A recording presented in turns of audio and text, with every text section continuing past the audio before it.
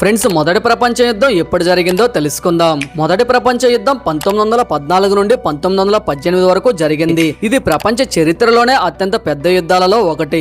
ఈ యుద్ధం ప్రారంభానికి ప్రధాన కారణం 1914లో ఆస్ట్రియా హంగేరీ దేశపు రాజకుమారుడు ఆర్చిడ్యూక్ ఫ్రాన్స్ ఫెర్డినాండ్ హత్య చేయబడడం. ఈ సంఘటనతో యూరప్ దేశాల మధ్య ఉద్రిక్తతలు పెరిగి చివరికి యుద్ధం ప్రారంభమైంది. ఈ యుద్ధంలో రెండు ప్రధాన పక్షాలు ఉన్నాయి. ఒకటి మిత్రపక్షాలు. ఇందులో బ్రిటన్, ఫ్రాన్స్, రష్యా తర్వాత అమెరికా వంటి దేశాలు ఉన్నాయి. మరొకటి కేంద్ర పక్షాలు. ఇందులో జర్మనీ, ఆస్ట్రియా, హంగేరీ, ఒట్టోమన్ సామ్రాజ్యం మరియు బల్గేరియా ఉన్నాయి. ఈ యుద్ధం యూరోప్ లో మొదలై ప్రపంచంలోని అనేక దేశాలకు విస్తరించింది. లక్షలాది మంది సైనికులు మరియు పౌరులు ప్రాణాలు కోల్పోయారు.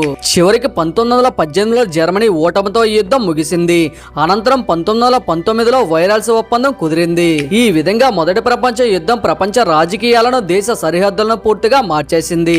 ఈ వీడియో మీకు నచ్చినట్లయితే లైక్ చేయండి అండ్ అలాగే మీ ఫ్రెండ్స్ అందరికీ షేర్ చేయండి. అలాగే మన పేజీని ఫాలో అవటం మర్చిపోవద్దు.